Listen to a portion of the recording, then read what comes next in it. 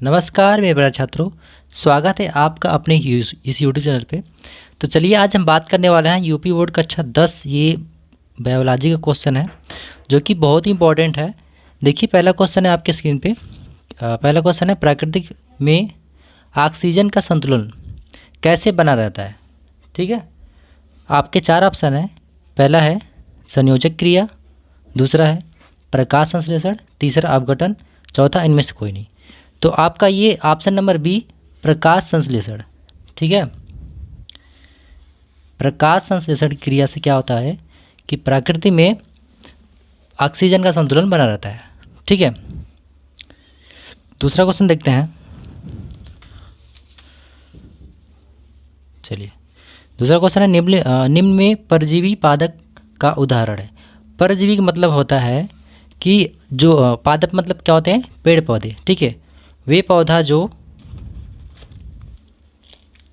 ठीक है, इसका मतलब होता है पौधा, वे पौधा जो दूसरे अन्य पौधे पर क्या हो, आश्रित हो, भरोसे हो। ठीक है, मतलब अपना भोजन क्या होता है कि वो खुद का भोजन नहीं बनाएगा, वो किसी अन्य पौधों पे आश्रित होगा। तो इसमें से आपका कौन सा सही होगा? देखिए पहला ऑप्शन है कवक, दूसरा बैक्टीरिया, तीसरा विषाणु और आपका चौथा है अमरबेल। ठीक है, अमरबेल। ठीक है, तो ऑप्शन नंबर ये चौथा सही हो जाएगा। ये अमरबेल क्या है, आपका परजीवी पादप है। ठीक है, चलिए अगले प्रश्न की तरफ चलते हैं। चलिए तो अगला प्रश्न है आपके स्क्रीन पे, कह रहा है कि एक मिनट, प्रकाश संश्लेषण की क्रिया होती है किस में होती है, हमें बताना है। कवक में, जंतुओं में, हरे पौधों में और इनमें से कोई नहीं। तो आपको पता है कवक में नहीं होगा, जंतु में नहीं होगा, हरे पेड़ पौधे, जो हरे पेड़ पौधे होते हैं इनमें क्या होती है, प्रकाश संश्लेषण की क्रिया होती है। ठीक है, ऑप्शन नंबर ये सी आपका राइट हो जाएगा। अगले प्रश्न की तरफ चलते हैं। देखिए अगला प्रश्न है ग्लूकोज।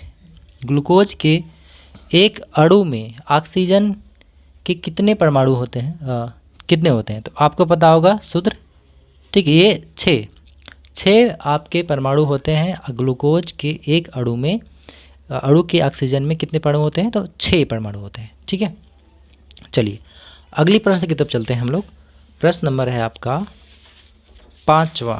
ठीक है, बहुत इंपॉर्टेंट है। देखिए कह रहा है कि मनुष्य और अन्य मांसाहारी जीव निम्नलिखित में किसका पाचन नहीं कर पाते हैं। मतलब हमें ये बताना है कि मनुष्य और जो मांसाहारी जीव हैं वो किसका पाचन नहीं कर पाएंगे। प्रोटीन का कर लेते हैं, ठीक है, ये वसा का कर लेंगे। ठीक है, ये आपका बी जो है सेलुलोज। ठीक है, इसका पाचन मनुष्य और मांसाहारी दोनों नहीं कर पाते हैं।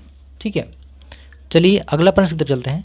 प्रश्न नंबर 6 कह रहा है, चलिए मनुष्य के मुख गुहे में कितने जोड़ी लार ग्रंथियाँ पाई जाती है? तो आपको पता होगा ये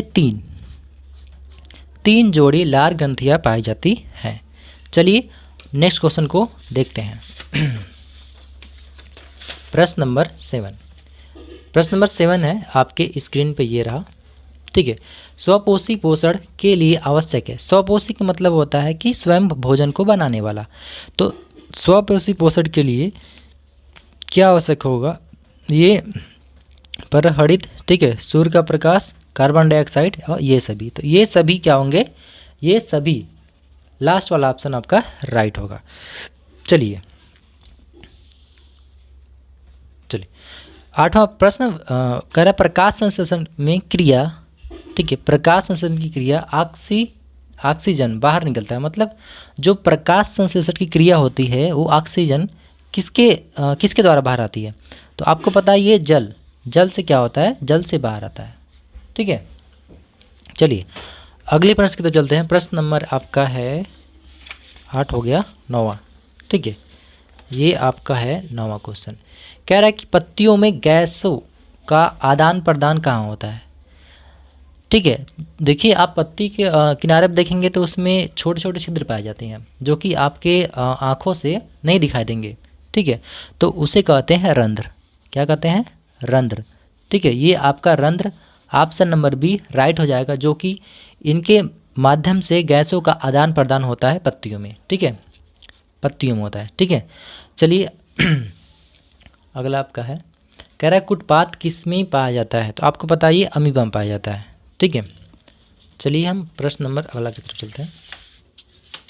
प्रश्न नंबर आपका है ये 11, 10 हो गया ना जी, 11 है। कह रहा है कि अम्ल का पीएच मान, ठीक है, अम्ल का पीएच मान कितना हो, 7 से कम होता है, 7 से कम होता है। ठीक है, 7 से अधिक 4 होगा, 7 बराबर उदासीन होता है। ठीक है, चलिए अगला क्वेश्चन है कि हीमोग्लोबिन की कमी से कौन सा रोग होता है। हीमोग्लोबिन, देखिए जो हीमोग्लोबिन है आपको पता है कि ये आयरन की कमी से होता है हीमोग्लोबिन। ठीक है, तो ये आपको पीलिया, अगर किसी व्यक्ति को हीमोग्लोबिन की कमी है तो क्या होगा, पीलिया हो जाता है। पीलिया में क्या होगा कि शरीर पीला पड़ जाता है, नाखून पीले पड़ जाते हैं। ठीक है, चलिए अगला क्वेश्चन की तरफ चलते हैं हम लोग। क्वेश्चन नंबर है 13। ठीक है, 13, मनुष्य एक मिनट, हाँ, मनुष्य का वृक्क किसमें किससे संबंधित है।